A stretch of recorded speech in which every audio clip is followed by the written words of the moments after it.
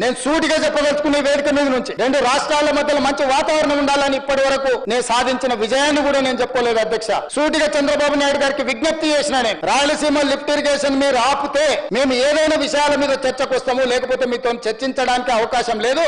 మొట్టమొదట 3 TMCలు per day అక్రమంగా నిర్మిస్తున్న రాయలసీమ లిఫ్ట్ ఇరిగేషన్ పనులను మీరు ఆపండి అని మేము వారిని క్లోజ్డ్ రూమ్ లో అడిగితే మా మీద గౌరవంతో రాయలసీమ లిఫ్ట్ ఇరిగేషన్ ఆపేసింది అధ్యక్ష.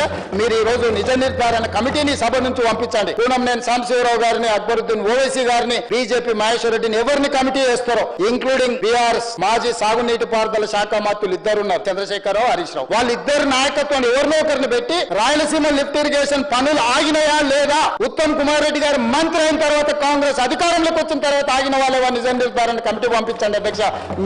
మీరు ఆదేశాలు ఇవ్వండి అధ్యక్ష. ఈ సభ నుంచి మేము అక్కడ రాయలసీమ లిఫ్ట్ 3 TMCలు పర్ డే దోపిడీని ఆపిచ్చి చర్చల పేరు మీద ఈ రోజు పాలమూరు రంగారెడ్డి ఎత్తిపోతలకు అనుకూలంగా నిర్ణయాలు వచ్చి ఉమ్మడి రాష్ట్రంలో మా ప్రాజెక్టులకు మీరు ఎలాంటి అభ్యంతరాలు పెట్టకండి, మా కడుపు కొట్టకండి అని వాళ్ళ మీద ఒత్తిడి తీసుకొచ్చి ఈ రోజు ఒక కొలికి పట్టుకొచ్చిన అధ్యక్ష. ఒకవేళ మీరు పాలమూరు రంగారెడ్డి ఎత్తిపోతలు శ్రీశైలంలో కట్టేది కొత్త ప్రాజెక్ట్ అని అభ్యంతరం పెడితే మేము తక్షణమే పాత ప్రాజెక్ట్ అయిన జూరాల నుంచి పర్ డే 2 TMCలకు 70 TMCలు జూరాల నుంచి వచ్చిన ఎంబడే పట్టుకొని జూరాల నుంచి చక్కగా పాలమూరు రంగారెడ్డి నల్గొండకు తరలిస్తాము. అప్పుడు ఎవరంటే వస్తారో చూస్తామని ఆంధ్రప్రదేశ్ కు చెప్పిన చరిత్ర, నిటారుగా నిలబడి వాళ్ళకి చెప్పిన చరిత్ర మాది అధ్యక్ష.